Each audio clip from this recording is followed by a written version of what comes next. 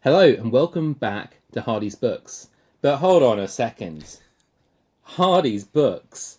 Are we talking? Is this a plural situation going on here? What's going on?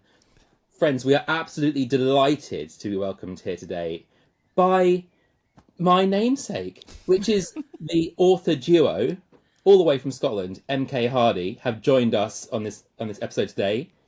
So we have Erin on your left, and we have Morag on your right, and together they are MK Hardy.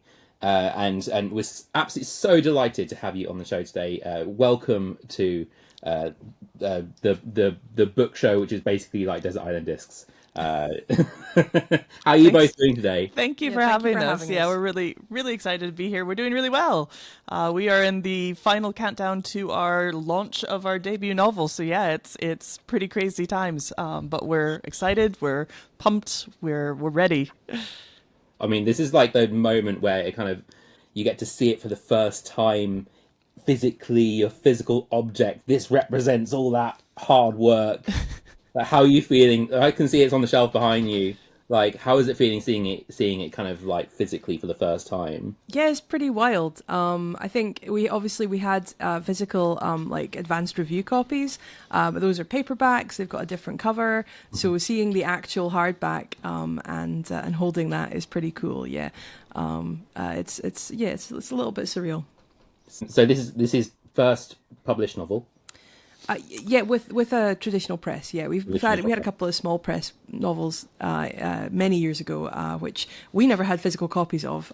So yeah, they were always print on demand, and we didn't. So, but Jeff Bezos got very much presumably. Yeah. But that's so cool. I mean, it must be so exciting. And can I say, having read the book, it is a really, really fun book. Really excellent, very spooky. If you're a fan of like a Daphne du Maurier kind of thing, a bit of yearning going on. We have definitely described it as Rebecca but gay or gayer. We were definitely inspired by our favorite Mrs. Danvers and made our own sexy, mysterious housekeeper to be enthralled and confused by. So I'm glad to hear it. But then, well, I mean, what's going on? Is there, this scary kind of estate? There's some nefarious kind of interpersonal deeds going on here. Some people are acting kind of shifty.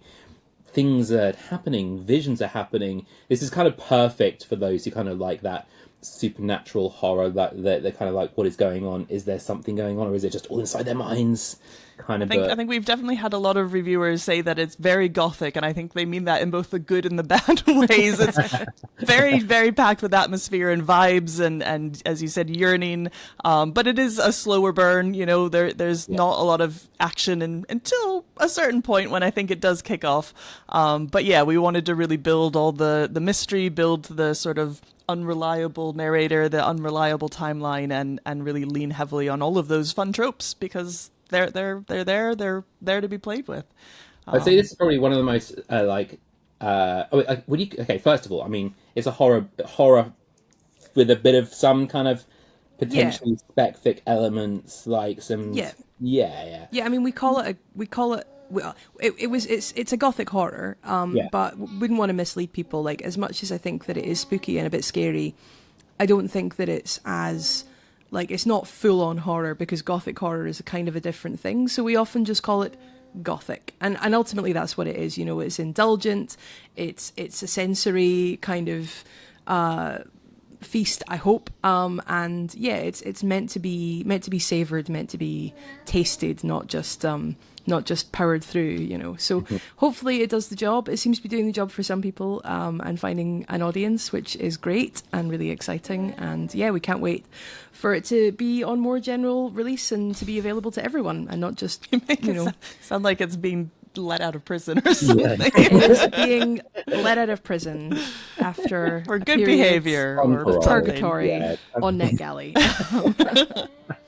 Oh my god, this cat is determined to ruin everything. She's standing on just my, out of shot and trying to sound equipment. Anyway, the microphone. Please show us the baby. Show us the baby. Oh, okay. Come on, baby. Let's see, where's the baby? Here's the baby. Yes. There she is. Oh, hey, that mewing. Oh my goodness. She is very noisy. Do you want to say hello, Scout? Suddenly. Oh, silent. now suddenly No, they she's not going to say a word. Okay. They don't do it on purpose. That's not how cats work. They don't. That's they how don't, cats. They are That's how they do agents it. of chaos, laws unto themselves. I don't perform for you. Well, we have some books to talk about here as well, because one of Yeah. the things that I think is always really interesting to hear from authors are the books that kind of were so influential in your authorial journey. And I would say, well, normally we ask for 8 books with 8 prompts, but by virtue of one of the prompts that you've answered, you've added 41 books to that list. We're not going to list them all. But anyway, people who don't know what the hell I'm talking about will hopefully will all become clear. It will become clear. But just to start off, so we've just a context. We've given Erin and Morag a bunch of questions, some which we've said these ones we really want to hear your answers to, and then left to them to choose from their favourite questions following this. So in the end, we've ended up with around 8 plus or minus 41 books, and and it was interesting exactly how to approach this with an author duo as well. That, I mean, were there any disagreements about your choices as you're going along, or did you like take it in turns? How did you do it? Yeah, well, I mean, we agreed on a few. Yeah, there are some that are I think true for both of us, and we could instantly sort of agree that those were the ones we wanted to use, and then for the others, we just sort of split them between us. We decided who had the most interesting response, I guess, or who most wanted to say something about their answer, and that's where we ended up. Yeah, perfect. Okay, well, we'll go into them. Very excited to start off by talking first of all the books that kind of interest me from like a writer's perspective are the books that influence specifically your writing and that made you want to be a writer or want to be a better writer or improve your writing. And so we're starting off with, and I love this question because I think it kind of shows from the author's perspective what they want their book to feel like. And so that is a book that you wish you had written. And I thought this was a really interesting choice, and a lot of people I think won't be familiar with it, so you might have to give them a little primer. But the book is called Feast While You Can by Mikaella Clements and Onjuli Datta. Yeah, so this was my pick, and actually we kind of struggled with this because I think we both went back and forth on all the books we loved, but every time we go, did we wish we wrote that? We kind of went, we couldn't have, they're not our stories to tell. They wouldn't have been the same book if we had written them. For the record, I wanted to say that we wish that we'd written the Da Vinci Code because now we'd be millionaires. Which is fair. That apparently was not an acceptable response. That's exactly how when Rogba Payne was in our last interview, how he answered. It was like, I wish I'd written Game of Thrones because then... Yeah, fair. Yeah. I think every author probably has that secret wish deep down. But when I was thinking about what book really blew me away and sort of taught me something, it was Feast While You Can, which I read very, very recently. It's one of the books I read in the last sort of 2 months. And you can actually see there are 2 copies of here on our bookshelf at the moment. Yeah.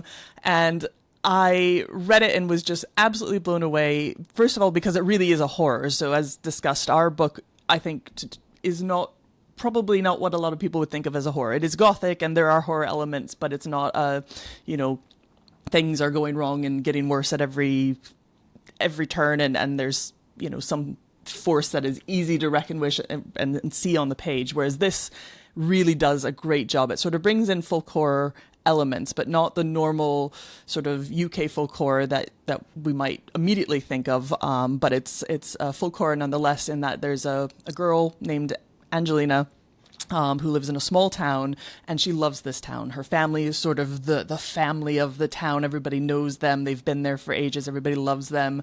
And she knows that she's going to be here forever. This is her home. This is where she belongs. And they have this story about they live on this mountain in this kind of very desolate, bleak sort of place that they love. And there's a cave near one of their houses, and there's a thing that lives in that cave. Don't go in the cave. The thing in the cave, and what doing? exactly it is, and where it came from, and what it does. There's loads of different stories about it. Everybody has a different version. Everybody thinks it came from a different source. Everybody thinks it wants something different, but everybody knows there's this thing. And so they have a party one night, and she is a little bit drunk, a little bit cocky, because her brother's ex-girlfriend has shown up, and she has this thing with her brother's ex-girlfriend. So she's a queer woman, and her brother's ex-girlfriend is also a queer woman. They've always had this strange thing. So she's feeling a little bit strange, a little bit thrown, wants to show off. So she kicks a rock into the cave down this hole, and everybody pauses for a moment. She's fine. Everything's fine. She goes home. Next morning, she wakes up and things start happening because she has woken up the thing from the cave, and it wants a future. It wants a life. It wants to eat. It wants to be sated, but it doesn't want to just eat it all at once. It wants to consume it slowly, and I think that's where the title sort of comes from. This feast while you can, and so things just go very badly wrong from there. The thing can talk in her head. She can hear it. She can converse with it. It's quite sinister, but also quite funny. And it can control her body, which is horrific. The things that it does. It wants something from her, and she thinks she knows what it is, but it turns out she is incredibly wrong.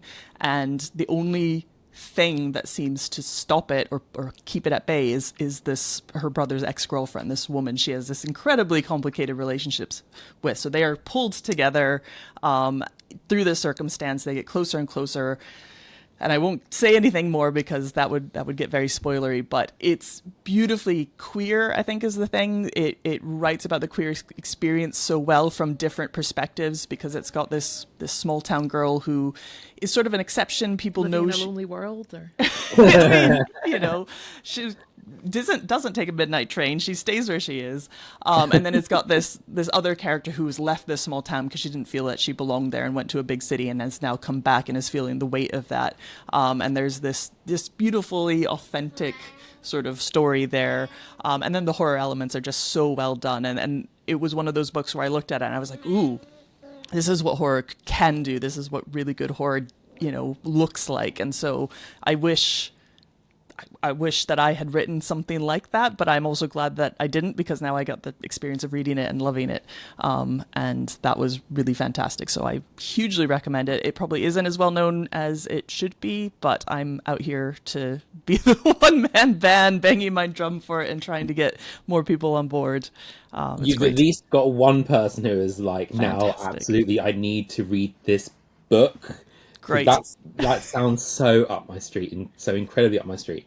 Okay, Erin, you successfully made me. I'm after this. Cool. I'm. If I ever see you have an extra copy, I can definitely make sure you get one, because it's great. It's really, really, really good. I should say at this point that so Laura and I actually met Erin and Morag at the Chimera Festival last year. Neighbouring table. In the quiz, and rivalry was had, but a friendly rivalry. A friendly rivalry. Well, we felt friendly about it. Honestly, you got probably about the nicest competitiveness you could have got out of us. So I think it came out all right. We're still talking. We're still in touch. Yeah, I read as well some of the reviews of this book that it makes a lot of reference to something which you kind of perhaps we don't see so much in mainstream literature, which is kind of a bit weird, which is like book representation as well in like stories. Like how, I mean, do you have any theories of like what is going on, why it's so rare to kind of see these perspectives? I think that there is a flattening effect on the queer literature that makes it as far as mainstream traditional publishing. Mm-hmm. And I think that identities that are a little bit more off that mainstream and a little bit less kind of neutral are just significantly less likely to get picked up. Yeah. I don't think it's anyone's fault per se. I think that people are drawn to experiences that resonate with them. And I think that butch identity is quite complicated, and for a lot of people, I think people have certain, possibly not even quite conscious feelings about it. I think that there are some folk for whom it is a little bit discomforting. With that said, there are books coming out in the past few years that are exploring that butch identity, that are starting to gain a little bit of attention and a little bit of traction, at least more in the kind of speculative fiction subculture, if not necessarily doing absolute numbers yet. But we'll see. I think it's a complicated one. I think it's just that people don't really. They're like, oh well, we have our queer novel, and it's these two like long-haired, kind of neutrally feminine women, and that's just what we get, which we'd love to see change. Obviously, we have actually our next book that we're going to draft has proper butch in it, so we'll see. And we have a space opera with a butch. We'll actually talk about that later. That is not published, but could be one day. So we'll see. The two words that I love to hear are space opera. So I'm very excited to we'll get to that. I think we'll get to the next question. Discipline. Stay on track. Stay on track. Okay, so following on from this, we have another book, a book that inspires you to write. This one was a really interesting one for me, because people who know me well know that I bounced quite heavily off this book. Okay, interesting. But I want to say that I am not the kind of person who says that one go on around a book is enough. Like we had Annabelle Campbell on the channel recently, and she talked about her love for the fifth season. She's brilliant, love her. But so she was talking about the fifth season by N.K. Jemisin, which is another book I'd initially bounced off, and then came back to it, and it made sense. So the only reason I'm doing all that preamble is because some of my friends know that this wasn't my favourite book. So please sell Gideon the Ninth by Tamsin Muir to me. Okay. I don't know if I can, in that I think that it is very much what it is. We read it and we were delighted by it, partly because, of course, it does have that much needed butch representation. Secondly, because Gideon is such an idiot, and that's delightful. And also because we loved the kind of style of it, that kind of gothic in space kind of sort of style, but also in an unashamedly kind of individualistic way. Like Tamsin Muir just writes like Tamsin Muir, it's full of in-jokes, some of which, by the way, do not work for me. Like I find some of them to be like, there's a couple in Harrow that just terrible. But I was just like, no, we're done here. But I think, like they're very much, that's what she wants to do. She's like, that's what I'm doing. If you feel with, fine, I'm with you, We read that and we immediately went, I feel the need to write, like we felt the need to write something that kind of tried to tap into that similar sort of vibe, but make it our own. And we actually wrote, that was when we sat down back in early 2020, actually, right before the world ended, and bashed out the first draft for a space opera with a big dumb himbo butch woman as the protagonist. And it turns out to be a very, very different beast from Gideon, as you would hope, because you have to write your own book. And also Gideon's been done. We don't need another one of those. But it has some inspiration came from that. And from that novel, we went out to query far too early. That was a stupid idea. But then we got into Pitch Wars, which was a mentorship program. And from there, we ended up getting an agent, and we did not sell Caspian the Space Butch, but we did then write Needfire, and we got a new agent because our agent left agenting to become an editor. And here we are. We did sell a book. So in some ways, Gideon the Ninth sort of started us on the path that has led to us now being published, because we read that and went, well, that was really good fun. I want to have that kind of fun with a book. I want to be indulgent. I want to be silly. I want to write an absolute idiot.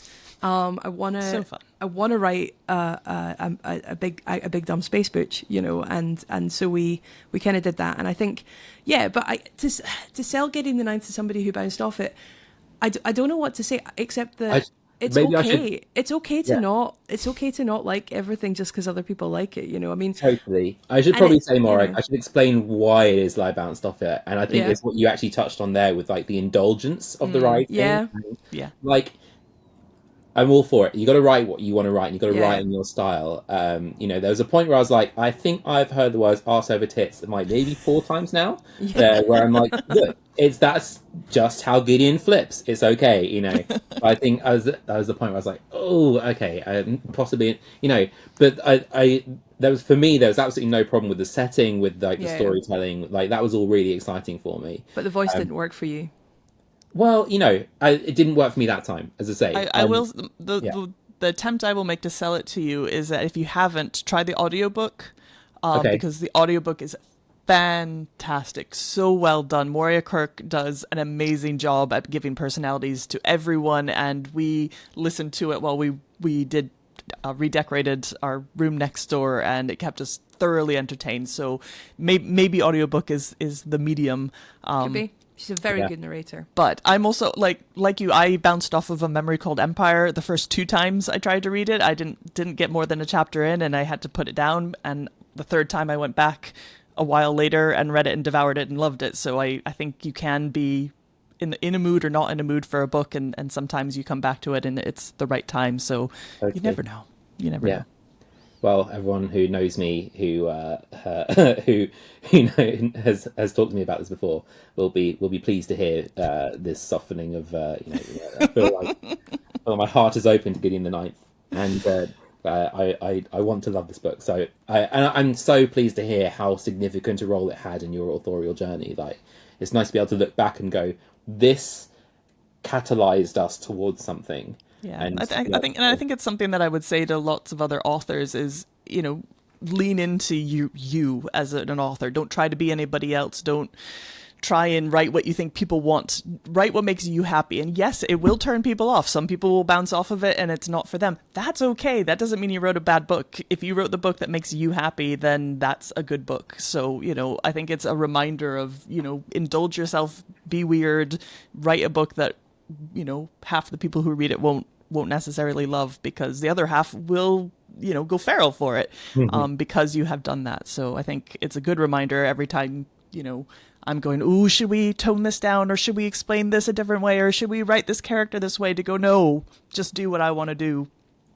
Do what makes me happy, and that's the right choice. I'm going to remind you this next time you're reading through an edit letter trying to rewrite whole sections of our novel. Yeah, well, it's a reminder I need a lot, but it's a good reminder. I think we found the quote of the episode in there as well, like about write the book, write for yourself, and like if it's make you happy, then you've done a good job. That's a good book. Yeah. And this is the thing, like I have this stupid speech that I give to people sometimes where I'm like, you need to understand, regardless of where you are in your authorial journey, that you are remarkable.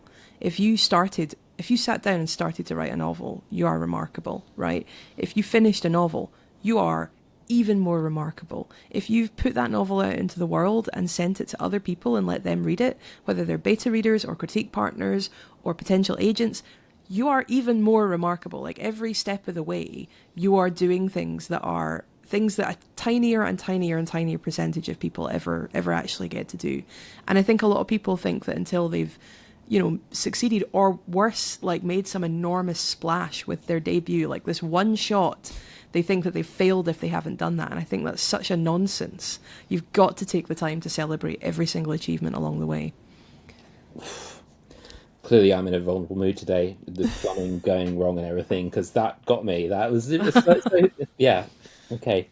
All right. We need to move on to another question. Okay. We're all in floods of tears. Yeah.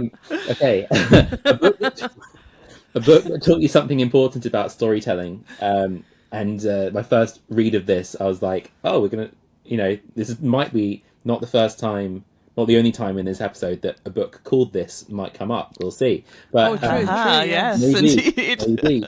Maybe. So this is The Night Watch by Sarah Waters, Yes. who has some of the best covers in the biz, I must say. Oh, yeah. They look like Hemingway covers. In fact, I even got I've got a Hemingway here. Like, there's something that I don't have a Sarah Waters cover, unfortunately, but they got that kind of vibe, right? Oh yeah, totally. Yeah. I'm I sure. just think that Yeah, she's up there somewhere. so if you can summarize kind of roughly what this book is all about and how it taught you about storytelling. Sarah Waters, The Night Watch is set in the 1940s. It's post-World War II. And it has 3 parts. And it follows in those 3 parts, within those parts, a series of different characters. And the key thing about the novel, really, the gimmick, I guess, is that those 3 parts are not in chronological order. They start at the end of the stories of these people, and then they move to the middle, and then they move to the beginning. And this, in itself, is perhaps not so remarkable. There are plenty of books that have reverse narratives and non-linear narratives out there. But for me, it was the first time that I realised, really had it, I guess, kind of exposed to me. There was something to me that was so... I felt like I could see the scaffolding of it, not in a bad way, but in a good way, where I could see that the thematic arc of the story and the emotional arc of the story was travelling forward, even though the plot was travelling backwards. And I realised, I think, something about theme and about character and about past as prologue, I suppose, to the point where I was like, this, I will never think about storytelling again quite the same way, having read this. It really, really impacted me. I think I wrote like an Amazon review for it at 4:00 in the morning because I finished it and there was nobody awake in the world to speak to about it, and I had to go and write a review for the book because I felt so impacted by it. And I think, so I can always rave about that. And I think it just, I mean, Sarah Waters, I love Sarah Waters' writing generally. Like, Fingersmith is an enormous influence on Needfire, actually. But yeah, in the case of Night Watch, it's the fact that it taught me how a theme can have a progression that has absolutely nothing to do with the chronology of the story. And that, I think, decoupling those things in your mind and being able to see the way that you can weave those and develop those separately from one another, but in a way that they obviously eventually just mesh perfectly. It really, really made me think about how we tell stories. And almost all of our stories almost all the books we write have some measure of kind of messing about with time and with chronology. Like, there's a bunch of flashbacks in the space opera. There's a bunch of letters in Needfire that backfill the plot and how they got there. It's just something we do a lot. So. Yeah, I love that. When you're in the process of planning, well, dare I say, I mean, are you planners or are you pantsers? Or a combination. Yeah, we do a little bit of both. An ever-evolving process. Do you think ahead as to, like, based on what you said there, Morag, like, do you think ahead of, like, this is the thematic arc I would like this story to take, or does that kind of emerge in the first draft? I think it probably emerges. We tend to find that if we pin down anything too early, the desire to write the story dissipates because we know how it goes. So we have to kind of keep ourselves on our toes and not pin anything down. So we tend to discovery write the first 10, 15K of a story just with the vibes that we are enjoying, with the characters that kind of come with whatever setup we've decided.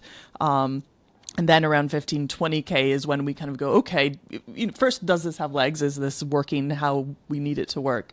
And then secondly, what is this story and what is it about? What are we trying to do with it? But, for Needfire, I think we always knew that there were going to be letters because it's, again, it's a Gothic trope, the letters from a mysterious person and whatnot. I'm reading Heather Perry's Carrion Crow right now, and letters showed up, and I was like, yes, I love a letter. So letters in a Gothic novel are my favorite. So sometimes the things kind of emerge just because they are the right thing, and you sit down to look at it and you go, oh, of course, that's why we're doing this, because it feeds into this larger thing. And sometimes we'll get to it and we go, okay, well, we need to make sure this comes out more, or we need to go back and see these things. And so, yeah, I think it's a little bit of both in that we do eventually, we've learned we have to do some planning, because otherwise you are left with a huge mess at the end and it's up to you to fix it. But also leaving it open to just what bubbles up, I think, is part of the fun for us. And once we wrote a whole story and sent it to our agent, and she read it. This is Amanda, wrote our first agent, and she read it. And you wrote a story about this, and we went, oh, we did.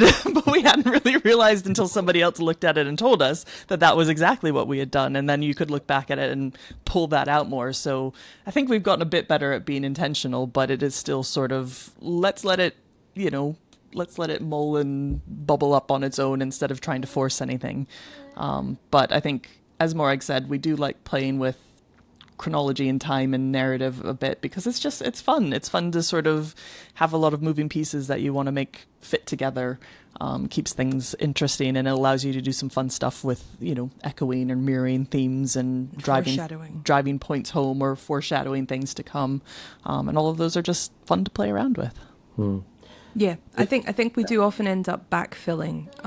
So once we get a handle on the theme, there will always be a backfill through the first sort of quarter of the book going, these things are there, they need punched up, they need surfaced, they need pulled closer to the surface. It's a huge benefit, I think, encourage storytellers to try playing around with like the blocks of your narrative, and absolutely, how that affects like readers are clever. Like they will be able, like they like being kind of teased or like to work things out. Yeah, it's the most satisfying thing in the world to get something right before the book tells you, and you're just like, oh, that's so nice. So yeah, it's a great feeling, and we absolutely want readers to feel that when they're looking at our stuff. We're not trying to outsmart anybody. We're just trying to lay out all the breadcrumbs so people can get there. Yeah, I always want people to twig. The best possible time for somebody to twig a twist is right before it gets revealed. And the second best time is that it is revealed and they kick themselves. They're like, oh, I should have spotted that.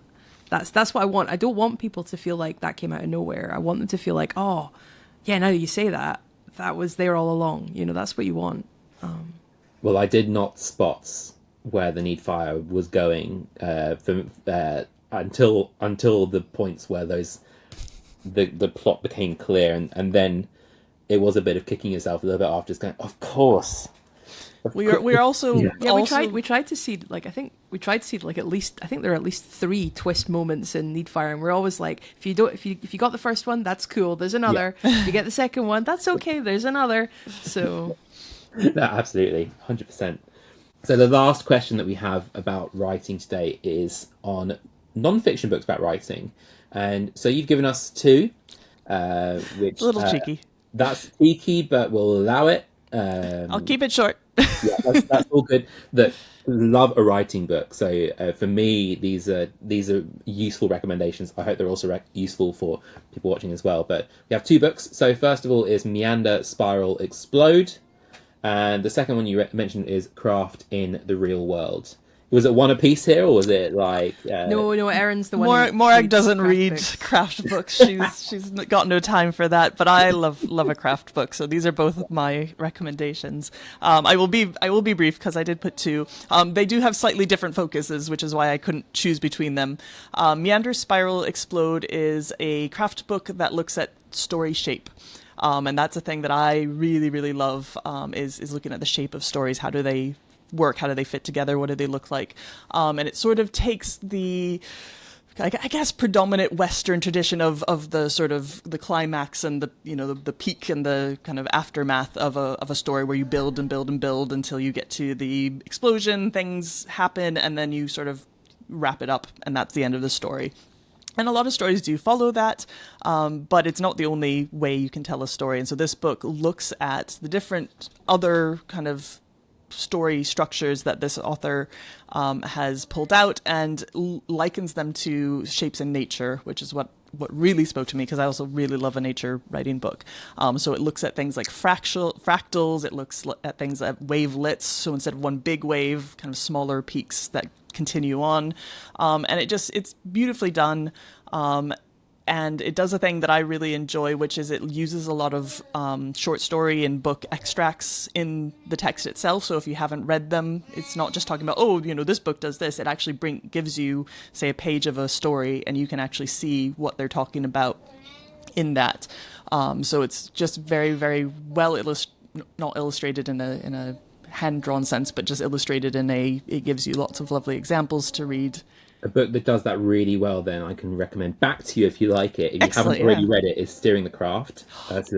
I have that on my TBR, but I have not read it yet. So the yes, examples are so excellent. good, and I'm just like you. I love to see it in play, so you can really get a sense of it. I'm an extremely practically minded person, and that theory does not always stick with me unless I see it practically explained. So I love it when books can give you that, because it clicks once I see it. If you just tell me the theory, I might struggle to put all the pieces together. So I'm looking forward to it even more now. So that's kind of looking at story structure, looking at how you can put things together in different ways, or even if you're using the traditional structure, how does that work? What is the point of the different beats and acts and things, and how do you get the most out of them? So that's a writing book. And then Craft in the Real World is a writing book, but is mostly about critique. And it is by somebody who went through loads of the sort of Milford Circle critique, which is when you sit down, people have read your story and they just talk at you for however long, and you're not allowed to respond, and you just have to take whatever people say, which is not always, I find, the best way of doing that. So this sort of puts forward a different idea of how do you do critique.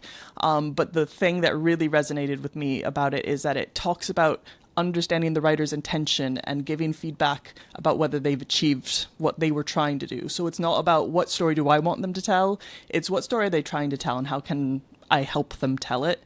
And that sort of made me go, it's that same sort of don't tell a story for somebody else, tell your own story. But also, if I'm reading a story and I'm not liking it, am I not liking it because they just didn't quite achieve what they were trying to do, or do I not like it because it's just not a thing I like? And those are very different things and very different ways of reacting to a book. So it helped me become a better critique partner and a better beta reader and a better person who facilitates that stuff, but it also helped me become a better reader in how I read and respond to books as well. So it's again really beautiful, has lots of practical examples and discussions and how you can run a critique group if you want to, but I think there's a lot to take away just to be a reader and understand how people are approaching writing and what writing is for, which is telling stories, not pleasing everybody.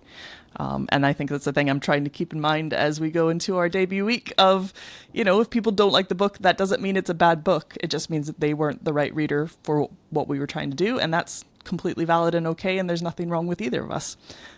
Trying to keep that in mind. Yeah. It's hard, isn't it? There's something there that you said that I think is like the closest thing there is, I feel like, to a measure of how good art is how well the writer did at achieving the thing they set out to achieve. Yeah, absolutely. Whenever I come to a new book, I'm thinking that's how, if I'm, apart from am I having a great time, if I'm trying to at the end of it go like, was this successful to me or not? That's and enjoyment and having a good time is also, we should want that from our entertainment, from our books and our other media. But certainly when I'm reading like reviews, I love a reviewer who engages on the level of the author and goes, let's think about this. Not, well, I didn't like this trope. It's like, okay, well, but did they use it for a reason? Was it well executed? Did it do something in the story? That's more interesting to me than, did I like it or not? Yeah. So we hinted about it earlier about the question that had 41 books in the answer. Well, actually, if you include the supplementary material, then we might be going over 41. But you said a book you wish you could read again for the first time, and for that we have Yay! Terry Pratchett. Yeah. Turtles All the Way Down. What? No, that's John Green. Of course. Well, this is Morag's answer, as you can tell. Agnes Nutter in Good Omens makes a reference to it just being turtles all the way down as well. So Well, there we go. Clearly, that was what I was thinking. Not a Discworld reference, but it is referenced in Good Omens. So yes, Discworld. I mean, I can see where you're coming from, but tell me what Discworld means to you. I mean, I'm not. I wouldn't. Okay. On the one hand, I would not say that I'm like an enormous Pratchett fan. Like, I'm not the person who has, I do now own all of Pratchett because I was going to say you own every single Pratchett book. Because I recently decided that I was going to complete the collection on paperback because I was like, I've got nearly all of them anyway. I might as well finish up. And there's a few, I think my hardback Pratchetts are here somewhere. Oh, there they are. Yeah, right up there. I wasn't going to miss that. That's the point at which I had met. I think I would have been about 18, 19 or somewhere around there, and I'd caught up on every Discworld up until that point, and suddenly the only things that were left were the hardbacks as they came out. So there was a short period where I bought them in hardback the moment they hit the shelves. Prior to that, I'd been reading paperbacks at the library, so it was completely out of order. My first Discworld novel was Reaper Man. And I picked it up because I had just gotten my grown-up, or I think it was technically a teenage ticket, but you could take out grown-up books at that point as well. And I had been waiting for so many years to be 13 so that I could check out Point Horrors because they all had the red teenage ticket stamp in the library. And then at that point I realised I could take out adult novels, and I was like, I could just be reading Stephen King and Clive Barker now. So I just skipped straight over Point Horror and moved on to the adult section. And one of the things that I ran into in the adult section, of course, was these books that, and to be honest with you, had, such beautifully, grotesque, but kind of colourful, sort of wild covers. And That's I had read... Kirby. Josh Kirby. And I'd read the Bromeliad trilogy, the Diggers, Truckers and Wings. So I was kind of familiar with that style. I was like, oh, this is the same author. This is the author who wrote Johnny and the Dead. This is the author who wrote Diggers and Truckers. And so, I picked it up. And as I say, I think it was just a kind of realization that comic fantasy was something that could, but it's not just comic fantasy. It's also philosophy 101, it's politics 101, the Discworld as a whole is just a foundational text for humanity, honestly. And I think it's hard to overstate the impact of that in some ways. But yeah, I mean, I don't know. I mean, as I say, I don't, I've never been to like a Discworld con. I don't own, I was going to say I don't own any Pratchett like memorabilia. I do have a couple of those big maps. I like the big fold out maps, Death's Domain and Ankh-Morpork. Those are upstairs somewhere. But yeah, I wouldn't say that I'm a super fan, but I would love the experience of discovering Pratchett all over again. I think whenever anyone hasn't read Pratchett, I'm like, man, I wish I was you right now, because now you get to read Pratchett. The first time you read a Pratchett book, at least this is in my experience, it was the funniest thing I'd ever read. Where I remember, I think I did read them in order. At least the first ones, I think I read in order, like publication order, and thinking reading Colour of Magic, I was just tears were running down my face, Oh man, I'm not convinced I would have kept going if the first one I'd read was Colour of Magic. I did not. It's not a good book. I did not like the first two Discworld novels. No. But by the time we get to Equal Rights, something is yeah. And I think Guards, I is that one is probably, I think, the funniest one. It's just is that the one you gave me first? Because I hadn't read them before I moved over here, so Guards had never would have been the first Guards book I would have given you. Yeah. I don't know if I gave you Guards first, I would have given you Guards. I think you gave me Guards first. So I read it when I was 25, so it was a very different experience, but it was still incredibly eye-opening in terms of all sorts of. I think the first one that I picked up that no, go on. That's fine. I was just going to say, I think the first one that I picked up that blew me away, though, that made me go, a tiny bit of my brain just cracked open and stuff is leaking in or out one direction or the other, was probably Feet of Clay. Feet of Clay was one that I read and I was just like, what the is this? And yeah, one of those nothing is ever the same again kind of books.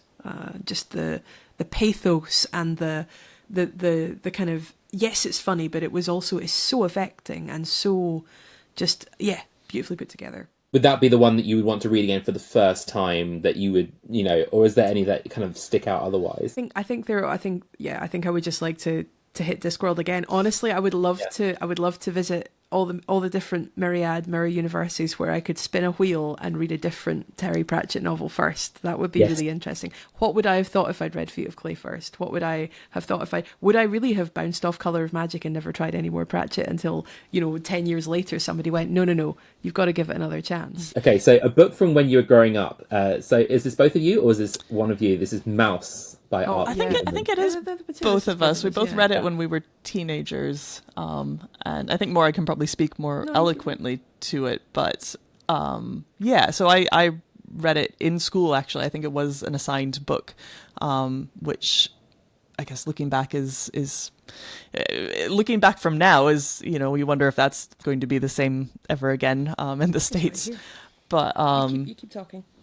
Yeah, I think, we were talking about this earlier when we were discussing our answers, and I think actually something you said really resonated, which was that realization that graphic novels and comics could be super affecting and super, impactful the way that, a prose novel could, was absolutely something I came away from, and, a real respect for the art form of graphic novels. I don't know if you probably I think I don't know if it's useful to, because it might not be as familiar to people as Pratchett. Like possibly. Mouse is this is good. It's a 2-part graphic novel that recounts through the eyes of his comic book artist son, his dad telling the story of his time through World War II as a Jew in, I think in Germany, maybe not in Germany, maybe in Poland. But I haven't read it for a good long while. But it's told through comics, and the Jews are mice, and the Nazis are cats, and everybody else is all like the French are frogs, the Poles are pigs, the Americans are dogs. I mean, it's but I think he won a Pulitzer for it. And it's a remarkable piece that has this through line where we also see their present day life and their relationship together as father and son, and the ways that the echoes of that history have impacted on this man, and the son kind of trying to come to terms with it and understand his dad, despite having an extremely fraught relationship with him and his own mental health issues. And it's just such an exposing piece, so affecting, fictionalized to a degree, but really not. I mean, it's pretty straight up biography and autobiography. And just as a kid, I just remember going, what is this? This isn't Tintin, this isn't Asterix. It's not Superman. This is something else. And I did not know this was something that could be done almost. It was definitely there's nothing quite like this. Of course, it turns out there is nothing quite like that. Like there's really been nothing since Mouse really either. I mean, I think it probably did pave the way for books like Blankets and Fun Home and Persepolis. Yeah. There are loads of really affecting graphic novels. But Mouse is definitely a remarkable standout piece. And for the longest time, I only ever read the first half because that was all that was in the school library. So that must have been amazing when you got the second half. You're like, this is a whole other half of this horrendous story. Right?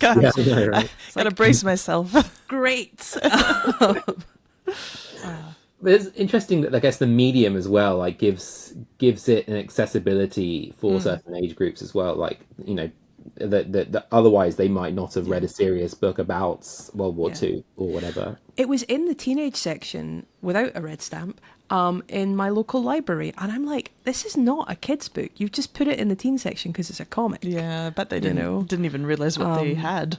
Yeah, it should not have been in that section of the library, but I'm glad it was. We're grateful for mistakes like that in libraries around the world.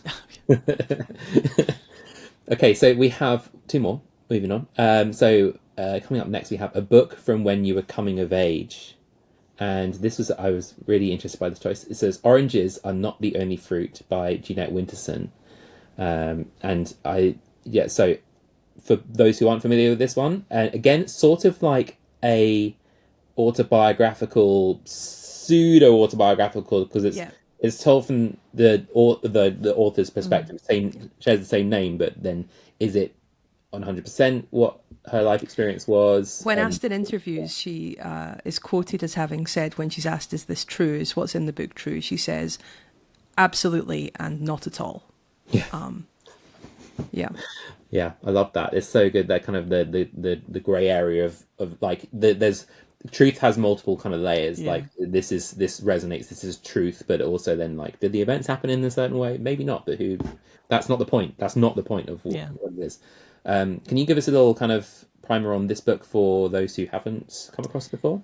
Yeah, Oranges Are Not the Only Fruit is, as you say, a kind of fictionalized autobiographical account from the protagonist's youth. It is itself a coming of age novel, and it's basically a story of both queer awakening, gay awakening for this girl, and also an experience of quite severe religious extremism and abuse from her parent, from her mother. And it's quite feverish. It's very, very, very much kind of lit fic. I mean, it was one of my kind of, first year university course texts. It was certainly eye-opening and transformative for me as somebody who was just kind of only just sort of figuring out my own sexuality. So I think, it was just exactly the right book at exactly the right time. And I was a big, I mean, there's a bunch of Jeanette Winterson sitting on these shelves. Like I'm a big fan of Jeanette Winterson, certainly her earlier work. And it all sort of started with Oranges. But I had a much less traumatic experience with a religious upbringing. I was brought up by my grandparents and we were brought up in the Church of Scotland. I've never really had faith per se, but I don't have any trauma associated with my religious upbringing. So it's not an experience that I felt entirely. It wasn't like I read this and I was like, oh, this is me. Fortunately, because she goes through it a bit. But it certainly, I found it very, very transformative and eye-opening from a creative perspective as well, because it's just such a fantastic work of fiction. It's just beautifully written and very, very funny, and witty and cutting and feverish, and really, really great book. It's really interesting. It's like being able to see, although it's not quite a direct parallel, but kind of being able to resonate with some of the experiences that are on the page, like I can see that being like a really kind of formative and helpful thing to kind of help process some of that. Especially like I'm so familiar with people who've been in that context exactly, like who have been in religious fundamental environments and then not been able to express their sexuality openly for many years. And I've seen it happen. It sounds like kind of a very important text in that, for that specific kind of experience. And I guess that must be a serious thing right now as well in the States. Like, it kind of feels like, yeah. No, I mean, I think, if we could sneak Oranges Are Not the Only Fruit past a few censors on the basis of it being literature, that would be great. I'm not sure. I think it might be slightly too famous. I mean, it's horticulture. It's about gardening. It's also more and more, I think, apt and important here in the UK, with the way that trans kids are being treated and legislated and told they don't know themselves. I think we need to make sure that story stays important here at home as well, because, kids know themselves and should not have to be told by some ignoramus adults that they don't. And for anyone at home wondering if you're allowed to like Jeanette Winterson is vocally trans inclusive and always has been. So there we go. She is a character. She is a character. And she is not always popular with everybody. She has some opinions, but she does not have odious opinions about trans people. So there we are. In fact, she claims to have invented non-binarism before anyone else did. Good for her. Given half a chance, she'll tell you she was writing non-binary characters before anybody had even thought of the word. So pretty sure Virginia Woolf might have something to say about that, but okay. Well, I'm being glib about it. I don't think there's anything wrong with divorcing yourself from a writer if they have horrible opinions, particularly if they are using their money to fund those horrible opinions. I think that's pretty unconscionable. But yeah, in Winterson's case, we're all good. She's just a bit of a dick. I can't think who you were talking about in that No one in last. particular. No idea. No idea. No idea. Last book on the list. Yeah. We've come a long way. Talked a lot of stuff. But this is a great question, I think, to finish on the books, which is a book that you recommend to everybody. A book I have. There's this as well. Yay. It's on Have America. you the read American it? version. It's on the medium-term TBR. Well, hopefully we'll Maybe bump it up there. You can bump it up today. So, The Traitor Barry Cormorant by Seth Dickinson. Yes. I mean, I've heard only good things about this book. Why do you recommend it to everyone? So this was another one we immediately agreed on because we both read it and we're both obsessed with it. It is a low fantasy book in that certainly in that book it's part of a series, but in that book there's no magic, there's no weird creatures or anything. It is just set in an alternate world, and it's follows the named character Beru Cormorant. From her time as a child on an island, which gets basically soft invaded by an imperial force. They sort of show up, there's no warships or anything, but they show up and they go, oh, well, we're gonna build a school here. We're gonna teach you guys some stuff. We'd love to trade with you. Yeah, we'd love to give you some of our stuff. Do you know what would be really convenient for us, though, if you'd use our currency? Yeah, so we're just going to put that into circulation, and now you have to buy your own stuff using our currency. So it's basically a soft invasion, and her country, Taranook, gets sort of brought into the fold, as it were, and she gets sent to the school because she is a savant. She is incredibly smart. She's a genius child, especially around numbers. And, they're clearly grooming her to be kind of an example of her peoples and to bring her into the fold. Meanwhile, she sees what is happening to her people. Her family is a non-traditional structure for this empire in that she has two fathers and a mother. And they very, very, very much look down on this. Homosexuality is very taboo. And one of her fathers just disappears one day. And she doesn't know what's happened to him. None of them do. And she sees the influence that these people are having on her home, on her family. And she decides that she is going to take them down from the inside, as you do, using the power of accounting. Because she is extremely, extremely smart, very, very, very good with numbers. And she saw that, this was not a war. They did not come in with guns. They came in with currency, and using that, they were able to basically take over and assimilate and subjugate these people. And so she went, this is where the power is. This is what real power looks like. And so if you had told me before I finished this book that I would be head over heels about a book about an accountant, probably would not have believed you, but that is essentially what it is. It's a book about an accountant who is fighting back against this imperial force, and it's just stunning. It is so well realized, well written. The world is so real. It feels like real politics, real forces, real countries at play. And Beru herself is just... She's an incredibly flawed character. She has so much pride, so many blind spots, so much wrong hubris. with her. So much hubris. And yet she is brilliant and driven and clever, and she is doing what she says she's going to do. But is that enough? Can you ever take down the big evil from inside? Once you are complicit, can you ever really, be the force that tears it apart? The book doesn't end with her doing that because, as I said, it's part of a series, so I don't think it's a spoiler to say she doesn't, the empire doesn't topple, but she certainly makes some steps towards that, but also has a lot of losses as well.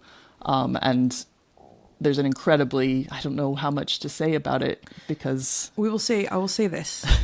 When I finished the book, I had to hide it under a pile of clothes because I did not want to look at it. So it's gutting, like literally will ruin you. You will never be the same after reading this book. Sounds perfect. So a thing that happens when you become sort of the part of the inner echelon of these peoples. Oh, no, don't tell them that. not going to tell the Okay, spoiler, okay. but you have to tell them something about yourself to give them power over you. Basically, you have to tell them secret that if exposed, you basically give them blackmail over you, to be able to be trusted because they know they can control you. So she tells them something about herself to go, if I ever get out of hand, you can use this to bring me down. And the way that secret plays into the story and to the end of the book and to everything that happens is incredible. So I won't say what it is or how that plays out, but I think Seth Dickinson, the author, he makes money counting and economics and trade and all of those things that you sort of gloss over in a lot of fantasy books. Like, not to say a lot of fantasy books are terrible, but not everybody wants to read about, the trade between two countries or the tariffs that you're going. I mean, I guess maybe now tariffs are more interesting than ever. But that is the minutia. It isn't about training an army. It isn't about assassins. It isn't about the cool, sexy stuff that you think about when you think about a fantasy book and taking down an evil empire. And yet it is so intricately woven and so beautifully done and so human. All the characters are so well drawn, and their foibles and the way that they interact with each other is so great that it's just held me wrapped the whole time. And yeah, it ends with a gut punch, man. Like, it will get you. Definitely the second worst thing that Seth Dickinson has ever done is the end of that book. The first worst thing, the most bad thing he's done is he hasn't finished the series yet. Yeah. So it's there in waiting to become the worst thing when he finally finishes the series. Yeah. But yeah, it's an incredible book, and it made me look at what fantasy could be in a whole new light. What stories have we not heard? What stories have we not looked at and told because we thought they were boring? Because I guarantee you there's a way to make them interesting and a way to show the importance of all of these different facets. So it made me, just love fantasy as a genre all over again. It's incredible. It's like, it takes, I mean, it's enough to come up with the idea to do a book about, taking taking a society down from the inside, and to do that, through economics. And then it's another thing to actually have the skill to write that series. I don't know many people who could pull it off. Honestly, it's a tall order, but I think he does. He's just incredibly talented writer. And yeah, beautiful book. Okay. All right. Okay. That's the recommendation there. Has it gone up in your TBR? Definitely. Already I picked it up because I knew that I was going to enjoy it. But yeah, I think you will really love it. But I apologize in advance for the end. No, it's. I'm here to be ruined. Okay. Okay. Yeah. Okay. So thank you so much, Erin and Morag, for talking through the 8 books that made you. We have 2 final questions, because this is, after all, a rip-off of Desert Island Discs 2. So instead of doing the book that you'd bring, we do an album. We also do a luxury item. So we'll start with luxury item, and you both gave different answers, which I like. It's good fun. Erin, yours was a fully stocked and functional gourmet kitchen. I don't know if that's overstepping, but there are no bounds. There is fine. You can yeah. I love cooking. It's one of my favorite things to do, and I just think of all the things that I could learn how to make and enjoy eating while I was stuck on a desert island. It sounds pretty perfect. And I love gadgets and things, so give it all to me, and I'll just spend my days making food. If some friends came to the desert island, what would you cook to impress them? Well, I can do either a beef or a mushroom Wellington, which has gone over pretty well in the past. So depending on if you're veggie or not, I will. Or if you're in Australia or not, based on the time you cycle. That's true. So yeah, some sort of nice big hearty thing, or I mean, if it was close friends, I would make them soup because I love soup and I think it's the best food ever. So I would make them one of my many soups, and a nice loaf of crusty bread and a nice wedge of cheese, and that's all you need in life, honestly. Right, I'm coming over now. Get my vat of soup ready. Morag, what's your favorite thing that Erin cooks? Oh Lord, I don't know. Erin does most of the cooking, and I love. I love. Forgotten everything I've ever made. I've forgotten everything she's ever made. She does really great sweet potato enchiladas. Those are pretty great. Oh, but there's also the burnt aubergine chili. Burnt aubergine chili is a pretty classic. great. That is a classic. Yeah. Yeah. Can I get the ingredients? Can I get the recipe for that? That sounds amazing. I can you send you the can, recipe for both of those. Highly recommend. All right, Yeah. okay. That's for me. I'm not going to put that in the comments. No, Not for you guys, just for me. No. Okay, and so Morag as well. You said your luxury item is a musical instrument that I don't already play. And based on that response, I'm going to assume there's a vanishingly small now number. No, not vanishingly small. I play a few instruments over the years. Like I've learned piano and guitar and a bit of clarinet, accordion, and like I can knock a basic beat out on a drum kit. You know, I can pick up a few things, but I've never played any brass instruments. Just imagine you on a desert island with a trombone. Yeah, trombone was my first whomping thought. away to yourself. Still stuck here. I'll nail the solo from the middle of "I'm Coming Out" by Diana Ross. I've only ever learned violin for a very short time, so I wouldn't count that.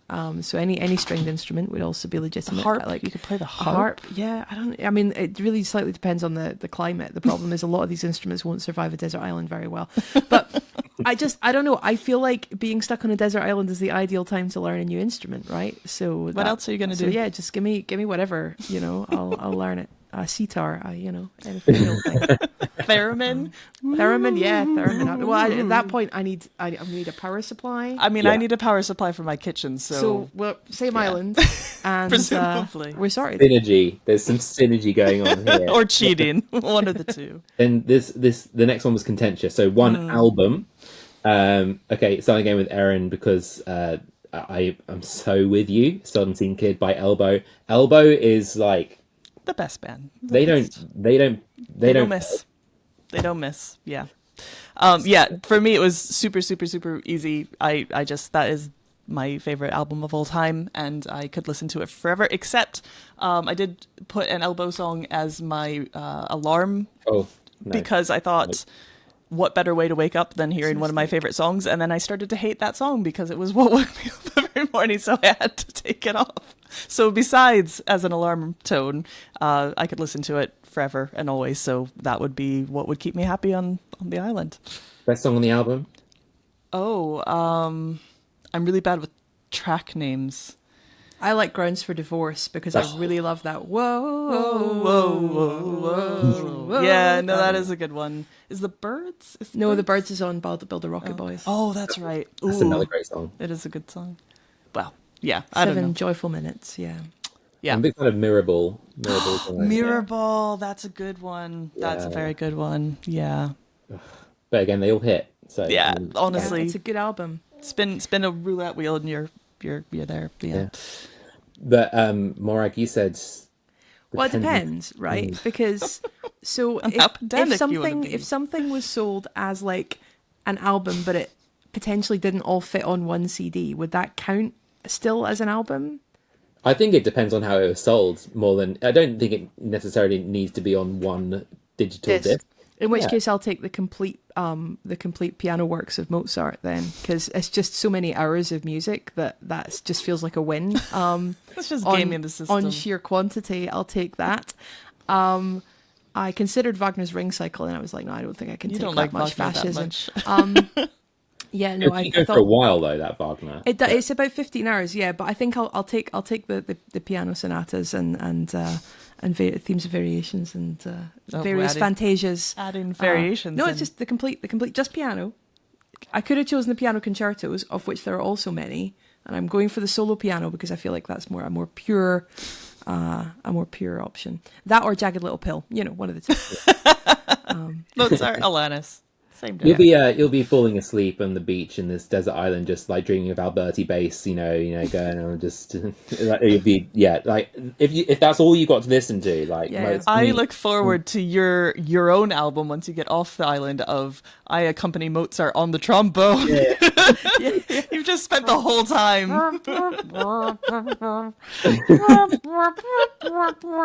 Wait till you hear the Rondo alla Turca on it.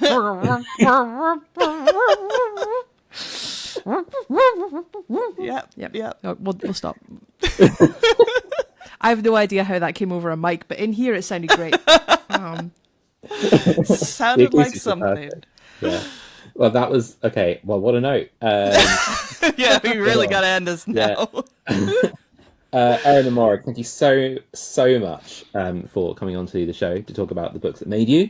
Let's just give you an opportunity. You've got Needfire. It's coming out. What else would you like to plug?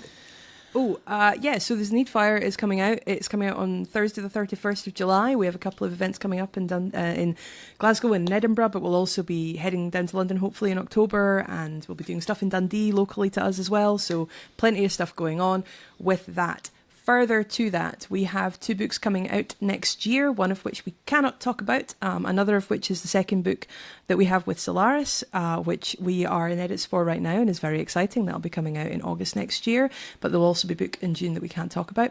We also have a story in Lesbians in Space anthology, which is with Space Wizard Press. So if you like your lesbians in space where no man has gone before, you can check it out. Don't know where it's gone. It's a great anthology. And we also have a story in an upcoming anthology with Rebellion called The 13th Floor, which is... I don't know if that's been announced either. Well, it's on Amazon, so people can see it whatever. if they're keen. So... That will be announced formally soon, I think. But it is out there, so I'm This is an informal it. announcement. This is It's a soft launch of this. But yeah, it's a story about Max, the supercomputer, who tortures people who do wrong to the residents of his house. So it's a little bit of a more horror leaning from us, which we're excited about. I think that's everything for I sit on the board for Chimera Festival, which you've mentioned earlier, but it is Scotland's only science fiction, fantasy and horror book festival. It's amazing. It's in June every year, and I encourage everybody to come and join us. It's a great time. Loads of workshops, loads of author panels, loads of games, and usually loads of sun in the beer garden where we sit and have loads of good chats. And there'll be a day-long writers' conference for Chimera in November in Edinburgh, which is we're putting the programme together for now, and sounds like it's going to be really great, as always. And there will be another exciting opportunity from Chimera early next year that we can't talk about. But will be coming up soon. So watch this space. But yeah, you can follow us on Instagram or Blue Sky at MK Hardy Writes. And we love making new friends and meeting new people. So do get in touch if you want to chat. I think that might be it. Thank you so much.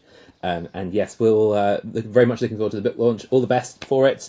Thank you. Yes, thank you very much once again for coming on. Amazing. Thanks for having us. We had a great time. Yeah, thank you for having us on.